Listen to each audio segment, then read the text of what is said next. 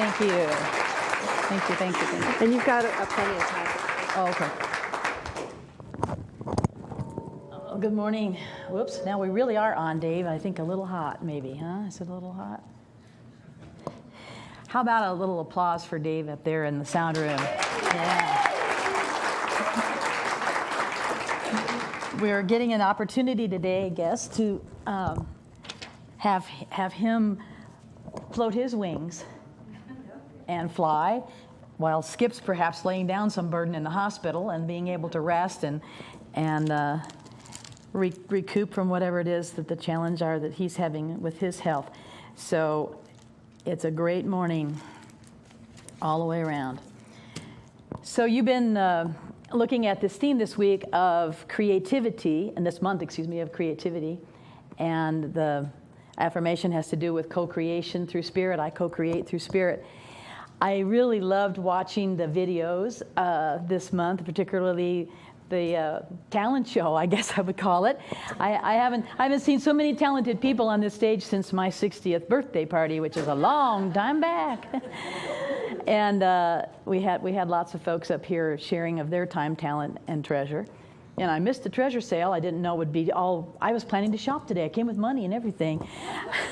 I didn't manage to get anything donated to you all this time around, but I thought I was going to spend some money, so I'll have to spend it in the bookstore somehow, maybe. Yeah, some way or another. So I missed the treasure sale. And then Larry, I loved learning the derivation of the word abracadabra. I thought that was terrific. And as a segue from Larry, I hear your workshop was change your beliefs, change your life. It's the coming one. Yeah. Master your beliefs. Yeah. Say? Master your beliefs. Oh, master your beliefs. I thought she said it was change your beliefs, change your life. So I wanted to disclaim that I didn't steal the title of my talk today from the title of your workshop. The title of my talk today is Change Your Imagination, Change Your Life. Of course, we're all riffing off of Ernie, so it's and all the New Thought teachers who still teach this concept of change your thinking to change your life. Imagination and co-creation and creativity sort of all kind of flow together as I perceive it in my world. And this theme that you have of co-creation and creativity is what I want to talk to you about today, but also from the standpoint of what brain scientists are learning about. In your reading, Cheryl, you're saying that Ernest is saying no one knows what the mind is, or no one knows what a thought is, or no one knows what a feeling is. And brain scientists are beginning to try to probe that mystery of what is the mind. So I think Ernest Holmes' title for the book, or whoever made the title of the book out of his works, Science of Mind, was totally prescient for something that was written in 1929, considering where we are, originally in 1926, considering where we are today. I've heard people say that they don't quite get this concept of co-creation, because how can we be co-creators if we're already God? Why are we co-creating with God? So I wanted to address that a little bit today from my perspective, and tell you that I believe that it's a team effort. And we are unified with each other and unified in spirit, and the spirit within us. But only I can be, in my world, in my life, in tune with the spirit within me, and still be, as Ernest was quoted as saying, the brains, the beauty, the hands, the legs, the eyes, the nose, the mouth, all of those things that are the physiology of the biology that also Cheryl was reading about in the reading today too, is part of my contribution, because without that brain that's doing the thought processing, I don't have that download kind of thing from spirit. I don't have the software quite to be the total creator on my own without the co-creation. I was worried about my necklace whacking the microphone, Dave. I'm sorry. My earring just fell off onto it. So Cheryl said in the centering prayer this morning that we welcome all the surprises. So there's one. There's one. Anyway, this is what Ernest has to say about co-creation and imagination. When we use our creative imagination and strong faith, it will create for us out of the one substance whatever we have formed in thought. In this way, man becomes a co-creator with God. There will never be an end to any of the eternal verities like truth, beauty, and love. There will never be an end to God, nor to any of the attributes which are co-eternal and coexistent with God.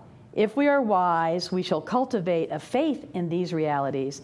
This is not a difficult task, but a thrilling experience. Spiritual substance is all around us, waiting to be formed. So I see that as sort of ratifying what I said about how co-creation is an appropriate term or word to describe the process of our collaboration, our partnership with the invisible partner, to be creative, to co-create our lives. I just believe that you know, I'm here in this body with this mind and spirit within, to give God a good time. Life is just God living through me. That was another one of Cheryl's words that was in her reading, that no one knows or can define what life is. Life, God, thought. I'm not sure that I remember all of the ones that she read about. But it's all about this concept for me that all of my body is in my mind. The same way we're talking about the mind-body connection, the spiritual fitness and the physical fitness that be tied together in our physical health and well-being.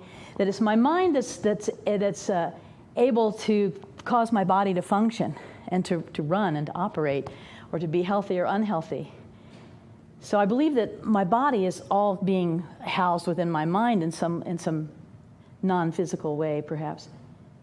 But not all of my mind is in my body, because I have access to the great one mind, to the collective minds of all of you in here, and all of those who've come before, and all of the history that has happened, and all of what is out there in the universe that, again, we cannot define.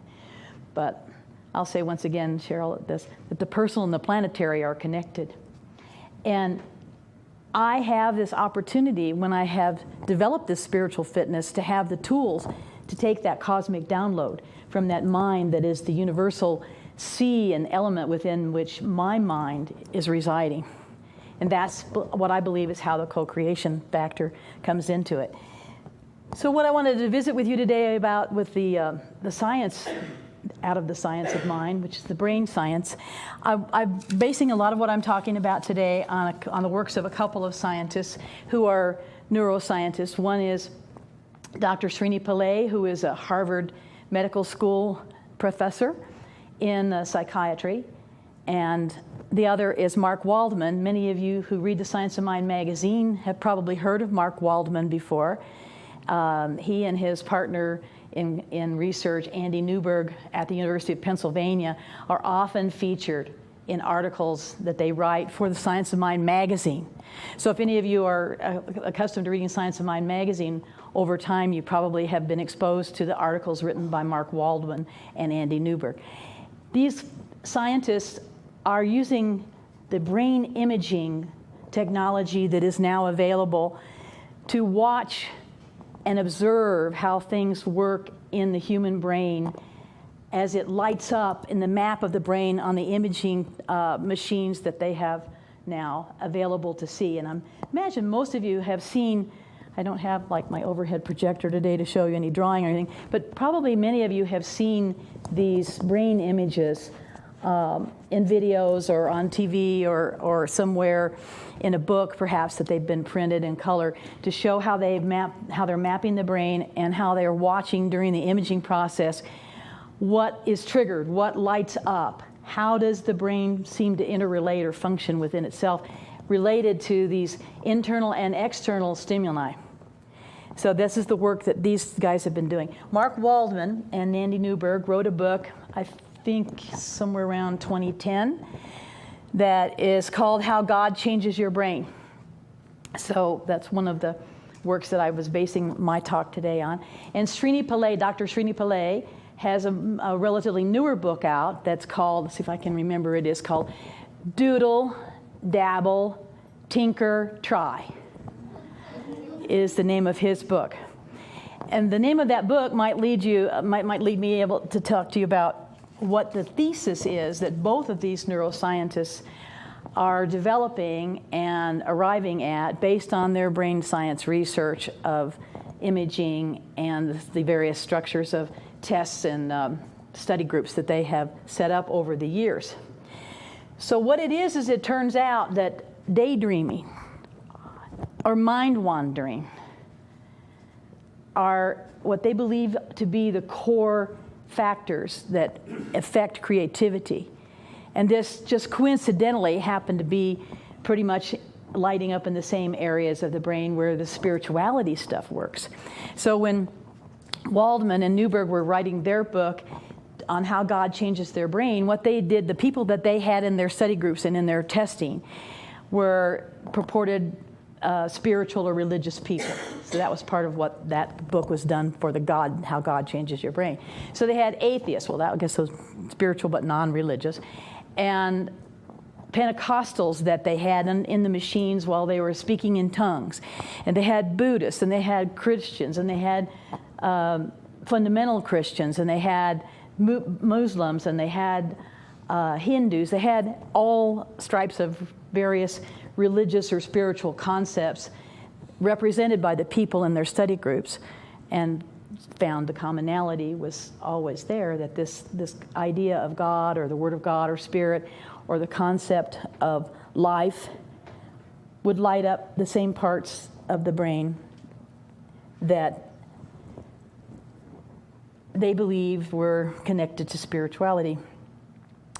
And in those people, as well as in many, many, many others that Waldman has studied, they've concluded that while on the one hand, this idea of God or spirit or humanistic spirituality might light up this happy part of the brain or this pleasant pleasure center part of the brain, that there is one word that would consistently pull people in the opposite direction, and that word was no.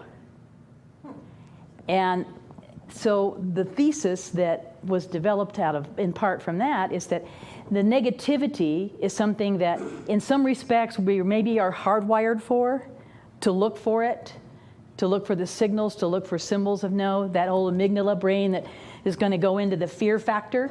You know how we talk about it's either fear or love? That's really what they're talking about too. It's either, this idea of God and spirituality that produces the love aspect within the body and the emotion, and that lights up the brain in those areas. Or the negativity, the fear, what I'm afraid of part about it that says no, no, no. And they have found this to be, consistent in every single person that they've put into their machines. And so the idea that they have, and I think that I would agree with, is that the negativity or no-ness as opposed to positivity or optimism. Now, I don't know where they get this research part of it from, but Waldman says that the emotional and physical damage that he says you're doing damage to your physiology as well as your emotional well-being with this negative thinking. And he claims that people who are more positive or more optimistic live 2 years longer than those who are consistently, their predominant thought pattern is negative. Not sure, where the science is on that. But by the way, if you're interested to see a couple of interviews on the internet with both of these scientists to get more of their information directly from them rather than interpreted by me, which might leave a little to be desired.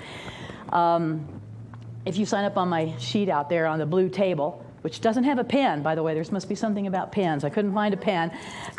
They're all out on the table for the thing with Skip.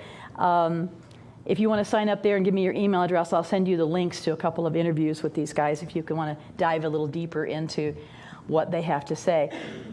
But Srini Pillay says that the brain only occupies 2% of the mass of the body, and that it takes up 20% of the energy generated by the body at rest.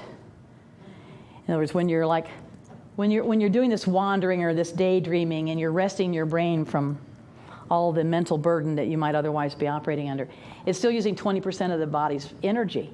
And that when you decide that you're going to decide something, or you're going to effort, you're going to perform some task, it really only takes another 5% for it to operate at that level.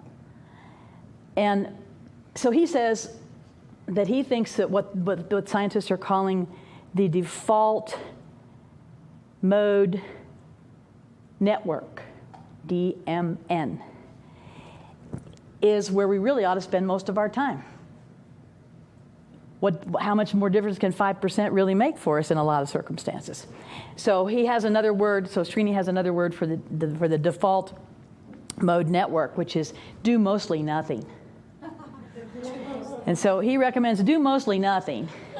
And when you think about it, we're spending in the sleep dreaming part of our day, we're spending a good number of hours, presumably doing mostly nothing. And so he's just saying, take that daylight hours and chop it up into parts of the day where you do mostly nothing too. And that this idea of allowing your brain to wander, or the daydreaming. I was thinking a little while ago about school's just been out, and I went to school in the days when we still had windows in the building, and you could look outside and daydream and let your mind wander a little bit. And now it's all about, no, we can't have windows. Those kids are busy daydreaming all the time. And there's so many of them that are diagnosed with ADHD. Well, I'm here today to tell you that all of those of us who have those creative, wacky, wonky kinds of descriptions that people apply to us that say, well, we're just a little bit weird or odd, and they're the creative type. Any of those kinds of appellations that welcome, bring them on. It means that we're going to live longer, we're going to be smarter, we're going to be more creative and more ingenious about how we live our lives. So I'm open to I've always said that when I die, if they put on my gravestone that I was eccentric, it won't bother me a bit. And so I'll invite you all to be in there and welcome it too. But the daydreaming and the mind wandering is what allows the space in the space or the gap to occur where the creativity can actually come in. Most of you probably heard the stories about Edison and the light bulb and how he made I don't know how many prototypes that he tried to make. That's part of the tinker dabble part of Srini Pilay's book. Before he just sort of gave up at one point in his work one day and went out and took a walk or bicycled around. I remember he left the laboratory at any rate for about 15 or 20 minutes and came back, and in the middle of that he had the eureka. The next one that he made worked, or the abracadabra, right? So, and we hear stories about Einstein, who wrote about, the inspiration versus the perspiration. I always tell the people that I'm coaching in the real estate world that that's what my job is to help them with the inspiration to achieve their aspirations without the perspiration. So they are bringing to us now this sort of compilation that brain science is proving up, if you choose to agree with what their interpretations are of what they're seeing with the brain lighting up, that this mind wandering, this daydreaming, this do mostly nothing, this let the kids be ADHD or whatever, that's where the real genius opportunity lies. The people that we look at today in our world, like Steve Jobs or maybe Bill Gates, they're the same type of people who thought outside the box, who didn't follow the norm, who didn't stay inside the lockstep of straight walking. And by the way, Mark Waldman has some little study that he did about how people that would walk in a non-straight line they do better on certain kinds of tests than the people who walk in the straight line. Anyway, so but the point of the matter simply is that let your mind go, lay the mental burden down, and let your wings float. And like Mary Lynn's song today, where how can we do that is oftentimes the challenge. It certainly is for me. How do I get to the do mostly nothing? I have a sister who says I don't choose to sleep because I don't think it's productive. It doesn't have any value, and I think she's probably right about me. But that's when you think about it, the daydreaming and the sleep dreaming light up the brain the same, according to these brain scientists. So why not do mostly nothing all the 24 hours that we have every day, if you can figure out a way to get away from it? So Waldman has a few little tips, sort of, I would say, about how to get there. Srini Pillay says that there's really three kinds of daydreaming that they have identified. The one is just sort of the absent-minded, wander, free association kind of thing, where you just sort of like wake up about 3 minutes and say, what was I doing? Where did the time go? And the second one is more of a rumination. Now, this is where this negativity and the no part comes back to haunt us. That the rumination is this spending time, what I call, this is not what they call it, but what I always call it rehashing and rehearsing. That we're either busy, stuck in the past, thinking, oh, I wish I hadn't said that, or I wish I'd said this instead, or if they'd said that, I'd have done this, or I wish this, that kind of stuff, that we're doing the rumination about the rehashing, or next time that happens, I'm going to, that's the rehashing, or we're busy rehearsing for this, next time I'm going to do this differently, or I'm planning how it all is. And these are forms of imagination. And as was read earlier, we're always creating. We're always co-creating with Spirit. We're always creating. The question is, are we conscious about it? Are we making a choice? Are we making a decision about how we're creating? So the third type of this daydreaming that they have evaluated or analyzed is what they call positive, constructive imagination. So this is where you change your imagination to change your life. Is there anybody in this room that can say they haven't suffered more at some time in their lives from the imagining of something than the reality of what actually happened? So that's just a situation where we didn't make a choice to imagine it positively, to visualization, imagination, however you want to call it. But we're creating pictures, or we're taking from the abstract feelings or thoughts that don't have a picture with them, and we're creating a picture in our minds. So the vision and the visualization of the imagination is taking our mind to where it can really work, because we don't really truly, within our brain, according to the brain scientists, we don't really truly understand completely things like words and thoughts as much as we do pictures. We're fond here of talking about the power of your word, the importance of the power of your word. And I'm certainly not here to take away from that idea. But how many of you have heard the cliche that a picture is worth 1,000 words? So the idea is that the brain and the way it works, especially that creative side of the brain, is the one that really needs the picture, that wants to make the pictures. And that's the part that we're wanting to access to create the outcome that we are interested in manifesting or showing up in our lives. So this positive imagination is the important part, according to these guys, of how the daydreaming works. Can you make a decision or be a little bit conscious first? So they teach both of them differently, but nonetheless, as I assimilate it, the same. They teach concepts of how to first quiet the mind and work through a mindfulness or meditation kind of process to quiet the mind and get to the place where then you're open to allow the mind to be free. Just to set it free, to let it float. And with the concept that you're working on an awareness level of that consciousness from which you're operating, rather than the free-floating, free association type of daydreaming. So then the question that is begged is, how do you do this? How do we get to that do mostly nothing in the middle of whatever's going on in the day? John Assaraf, I don't know if you remember him from The Secret, and I don't know where he gets this data, but he says we were taking in 75 gigabytes a day of just stuff coming at us, information that we're trying our best to either delete, process, or somehow or another find a space for in our consciousness.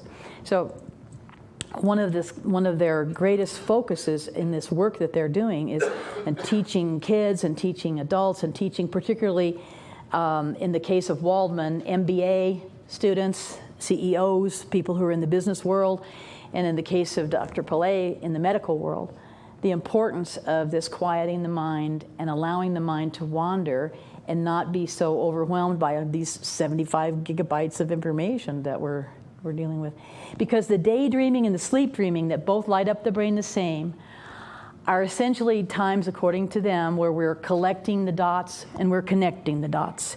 And we're processing and we're sort of mining or excavating all of our observations and the things that we've taken in at the unconscious level. We're mining that unconscious, and that becomes the storehouse or the treasure from which we are able to extract that, wow, where did that come from?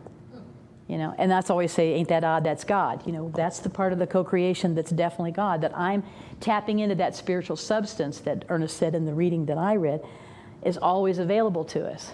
How do we get there? So this positive thought process and moving from the abstract to the more graphic or picture idea. So there's two things that I'm going to submit to you. This would be good for your spiritual fitness class, maybe. We're just exercises here. One is the dream. I'm calling it the dream board. You've heard of it as a vision board or a treasure board or treasure map, things of that sort. Perhaps, is there anyone here that isn't familiar with what I'm speaking about? Where you're creating some sort of melange or collage of images that, from photos or picture books and magazines that you've cut things out of, that are a part of what you've plastered on a board or poster board or something, that would give you a visual. Every time you look at it, it's going to complement something in your mind, in your brain, that this is what you're manifesting in your life. This is what you're getting to. And the reality of it is, according to these scientists, it's not about the manifestation to get happy. It's about the get happy to manifest. So it all comes down to the do mostly nothing, don't worry, be happy. That's really the fundamental of what I'm talking about today, that they're talking about, because that's the way that you allow your imagination to take on the don't worry and be happy part and bring about whatever it is that you have determined is going to be the resultant happiness of your already in place happiness. So the dream board or the vision board is one, and I thought many of you would have familiarity with that. We used to teach it here. I used to do that here. Don't know if you still do. So that you have something visual that your unconscious, subconscious mind can work on whenever you see it. Like if I were looking at this bulletin board thing in the back, and it had symbols and images on it that I had created out of my own thought process when I put it together, some meaning. I've attached some meaning to those things. Every time I would look at it or see it, that imprint would come back without my having to really be conscious about it. So I could still be doing mostly nothing, even letting it work on me or letting me work on it.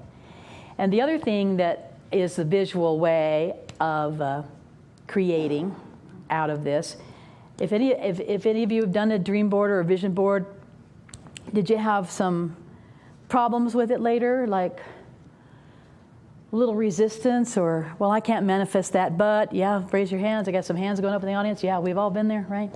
So this other tool of what I call, one of my first real estate brokers taught me this, is empty your brain on paper. That's lay the mental burden down from the song. Empty your brain on paper. But I don't think I really fully understood all the benefits of that until getting to where I am today with my understanding of it. This was 44 years ago when you told me that. So you're emptying your brain on paper. So you're taking all of your wants and desires and your images of what you want to see show up in your life and how you want your life to change, and you're imagining it through the use of from the abstract to the physical with the dream board. And I decided that I would give that a little acronym, because the other board that I'm going to talk about has a little acronym. What did I decide it was? It was dabble, relax, experiment, allow, manifest. So D for dabble, R for relax, E for experiment, A for allow, and M for manifest for the dream board. Now the other board is the crap board. Not clapboard, crap board. Okay? So that's what came up. Those of you who raised your hands, that's what came up. You made your dream board and you looked at it and said, that's not going to happen. You're making your own crap board without actually writing it down, right? So the letters in the crap board stand for the C-R-A-P, for those of you who might not ever use that word and know how it is spelled, is conflict. Resistance is the R. Anxiety is the A. And P is the problem. So those are the things that our hardwiring of the negativity that I mentioned earlier has a neural path just beat down to those things, to the crap. But the benefit the neuroscientists say that we can get from having the crap board, which is simply a matter of taking a piece of paper and under each one of those categories of the CRAP, you write down what's coming up. What is the resistance that's coming up? What is the anxiety that you sense that you are feeling? What is the conflict over, well, I can't really do that because they won't let me, or that won't happen because my dad didn't do, all that stuff. And the problem,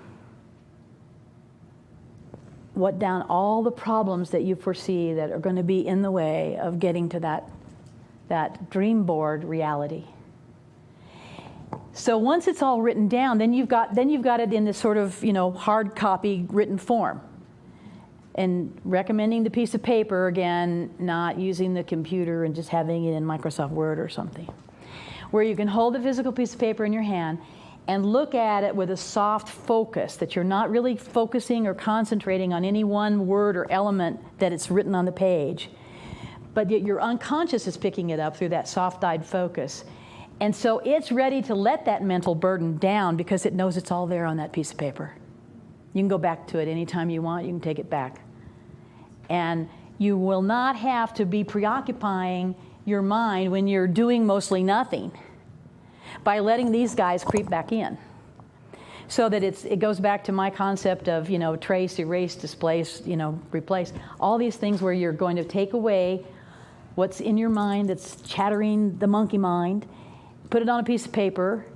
You can leave it out if you want, store it in the cupboard, but you're somehow or another, they say your unconscious knows that it's on that paper and doesn't have to spend so much time holding it in the present moment in your brain, in your thought process.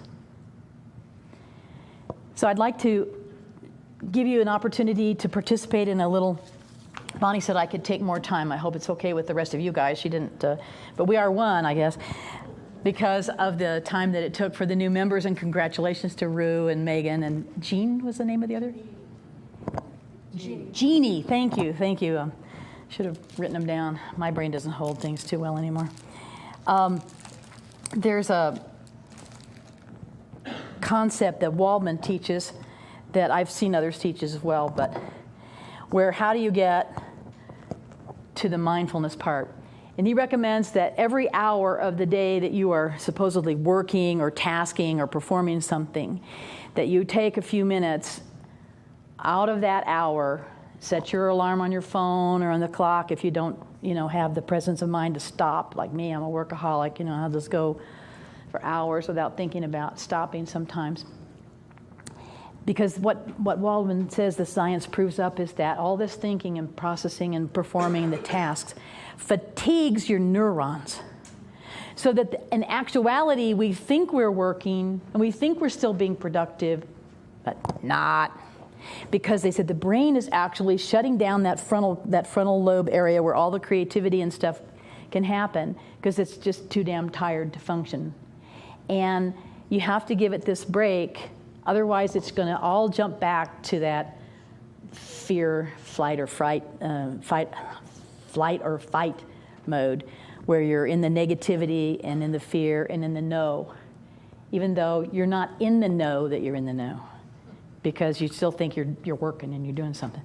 So he says one way to start with the mindfulness to get to the mindlessness is to start with something like this, which is just going to be a little bell that I'm going to ring. It's going to take I've timed it. It takes not too long before you don't hear it.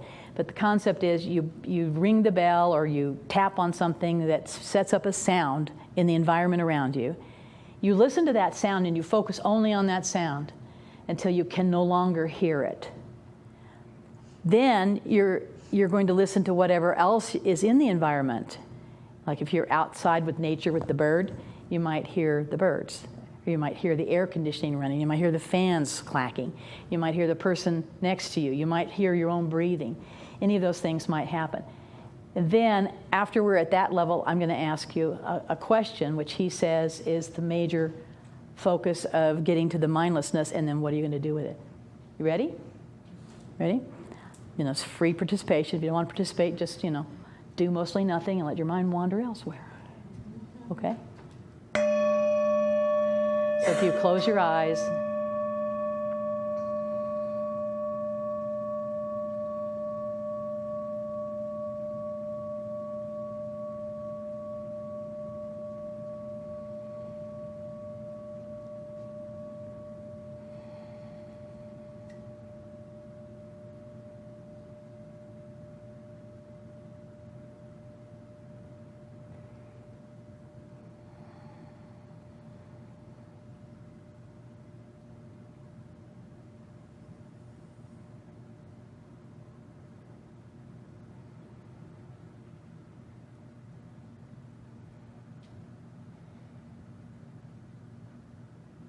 and now, take a deep breath and yawn, whether you stretch your body or just your mouth, or yawn, taking a deep breath and yawn.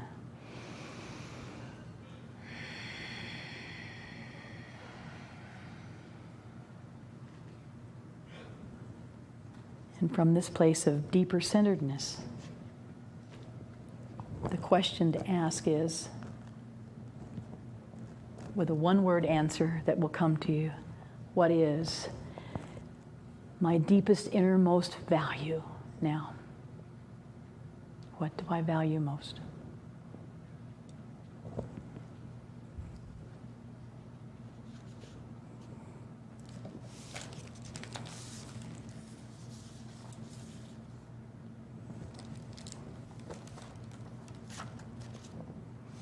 Now you have that one word, or maybe if it didn't work for you, you didn't get anything, it might come to you later. And that's the value of that you are aware of in your consciousness now, that is guiding your life this moment, maybe this day, maybe this week, maybe this year. But every time you do the exercise, you might get a different value or a different word that would come to you.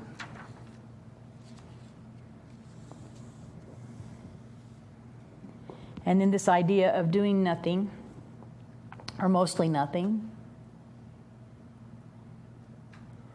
I invite you to listen to this from Ernest Holmes about, this is a section of the book where he has different maladies that he gives you ideas about our treatment. And I thought this was appropriate because it's about birthing. It's about birthing the new thing, birthing the new body in the case of humans, but birthing. And he says, first you realize that your part is merely to accept fully the fact that the creative law within you knows. And not only knows, but performs every right action at the right time. That it synchronizes all impulses towards that event. It is in its nature to do so, could not do otherwise. So let your mind dwell on the wonder of this knowing intelligence. I call that, wandering to wonder. I wonder as I wander. And that knowing intelligence which works out the scheme of any new thing, body, imbuing it with all the laws, setting up the perfect working of its various systems, and realize that perfection is at work, forming and projecting into the objective world that upon which its action has been entered, and that there can be no obstruction, no crapboard stuff, no obstruction to right action on any plane of expression. Now, for those of you who are willing, I'm going to give you a little affirmation if you want to repeat after me, and we'll close. I am unified with universal law. Creating, delivering, perfecting. I rest in mind. Rejoicing that I have only to accept. The perfect results of this natural law. I give myself completely to this perfect law. And I am at peace. I am serene. Because I know that I am in the care of the perfection of action. So I'm able to not worry and be happy. Right? Doing mostly nothing. Namaste.